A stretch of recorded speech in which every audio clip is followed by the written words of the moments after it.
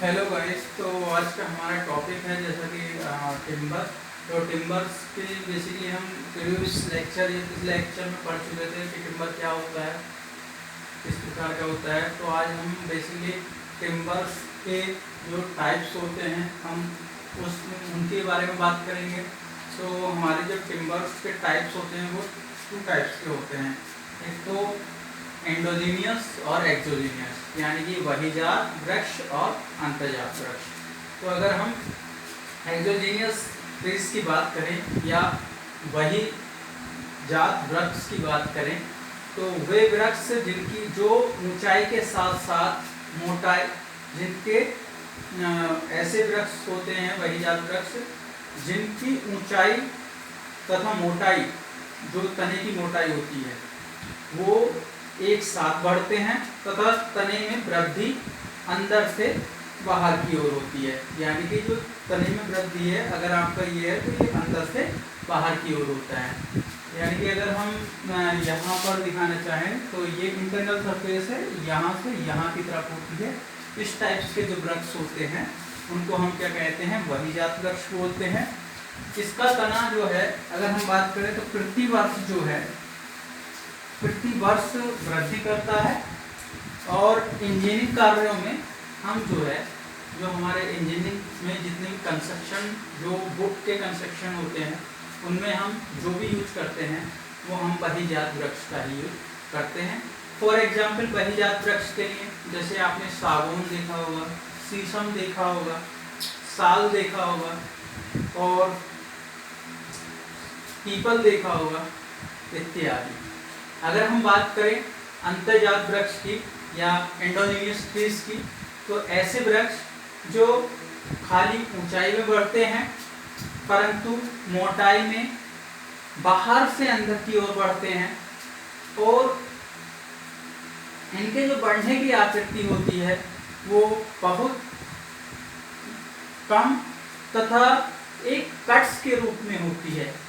तो इस प्रकार के जो भी पेड़ होते हैं वो प्रतिवर्ष तने से अंदर की तरफ वृद्धि करते हैं तथा इसकी मोटाई जो होती है वो कड़ियों के रूप में, या इसके जो प्रतिवर्ष बढ़ने की क्षमता होती है वो कड़ियों के रूप में होती है, यानी कि लिंक्स के रूप में होती है। जैसे कि आपको फॉर एग्जाम्पल अगर हम बात करें ऐसे वृक्षों का यूज हम इंजीनियरिंग कार्यों के लिए नहीं करते हैं।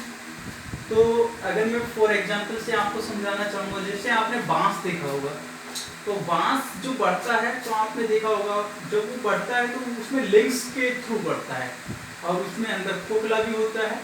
वो बाहर से क्या होता है, पहले वो बाहर से ही फिल होना स्टार्ट करता है, जैसे जैसे वो मोटा होता जाता है, मोटाई बढ़ती जाती है, वैसे वैसे बांस अंदर से बढ़ता हुआ चला आता है। तो वो बांस जो है हमारा एक एंडोजीनियस या अंतर्जात वृक्ष की श्रेणी में आता है।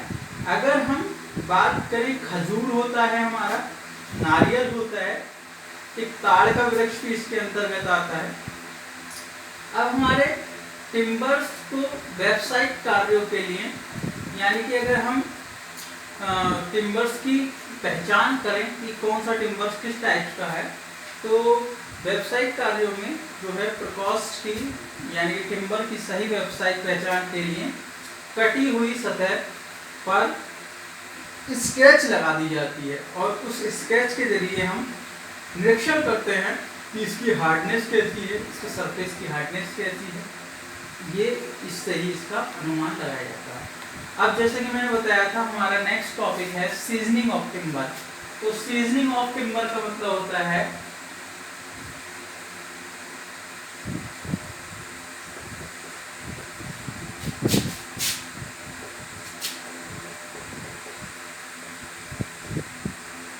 तो सीजनिंग ऑफ टिम्बर हमारा नेक्स्ट टॉपिक है। तो सीजनिंग ऑफ टिम्बर में हम क्या करते हैं, बेसिकली सीजनिंग ऑफ टिम्बर का मतलब होता है लकड़ी और प्रकाश का संशोषण, यानी कि लकड़ी को सुखाना, प्रकाश को सुखाना। तो जैसे हम ताजी लकड़ी कटी हुई प्रकाश को अंतःकाष्ठ रस काष्ठ जो होते हैं उसमें प्रतिशत मात्रा की जो नमी विद्यमान रहती है उसको हम बाहर निकालते हैं, एटमॉस्फेयर में रख देते हैं, खुले आसमान में रख देते हैं, तो उसमें से जो लाइट विद ह्यूमिडिटी के कारण जो भी वहाँ लकड़ी से जो नमी बाहर जाती है उसे ही हम क्या कहते हैं, सीजनिंग ऑफ टिम्बर कहते हैं। या हम लकड़ी को एटमॉस्फेयर में सुखाना, यानी कि उसके मॉइस्चर कंटेंट को कम करना ही सीजनिंग ऑफ टिम्बर कहलाता है।